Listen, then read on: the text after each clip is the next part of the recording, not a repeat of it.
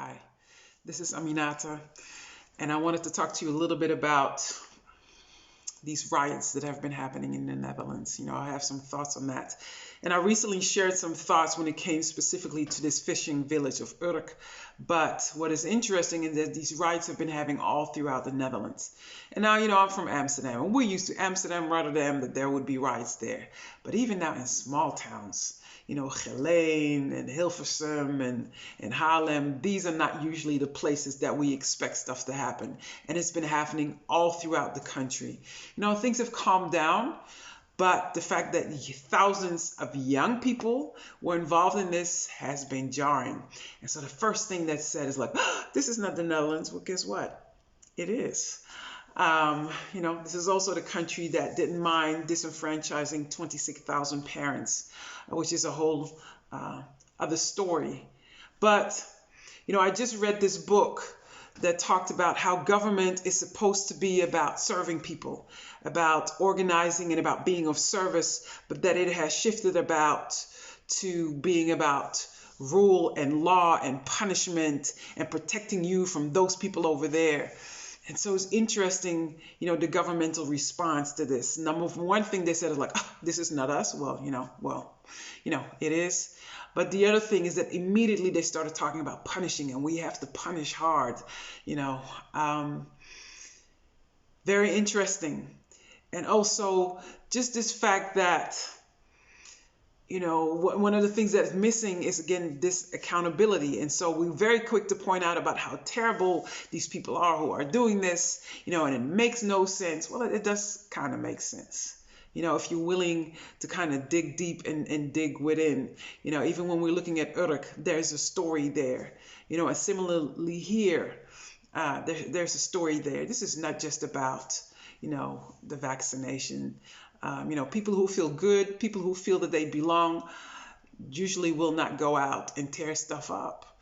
So there's some stuff that has been brewing.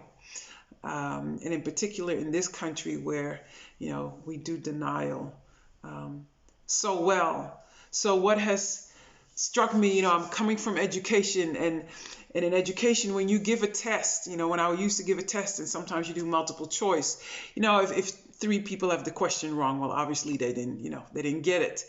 But if you're getting to that a question that 50 to 70% of the people had the question wrong, then you take a deeper look, because maybe it's not them, but maybe it's about maybe it's about me. Maybe I did not prepare them as well as I thought I did. So, after a test, you always go and look and see the percentage of people that got it wrong. And if it's a very high percentage, it's not just about them. And so the fact that when you're looking at all these riots that have been happening in the Netherlands, I say, at least 70% is people 15 to 20 years old. It's the young people. And so, what you're hearing from the government is like they need to be punished, and it must be about those parents, and this is about morals and values. Wait a second.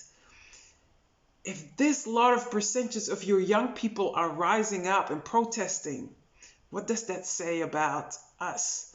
And that's the conversation we haven't heard yet. But we're all about the punishment and the regulation. But this is about young people, and this says something about how they feel, about how disconnected they are. And if it's jarring, it should be jarring to us. And hopefully it will question, where's the disconnect?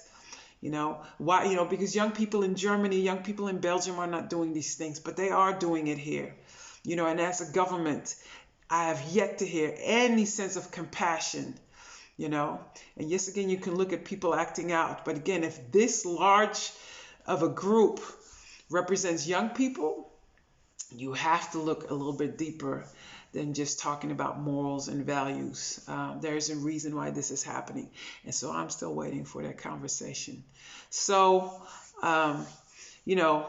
we have to be encouraged to be willing to look within and always to look what our part is. Because again, this is about us as a community. I know it might sound like a broken record, but all these things that we're seeing happening, says more about us as a community than it does about those people, because there are no those people. And so some of our young people are very unhappy. And that's just something to think about.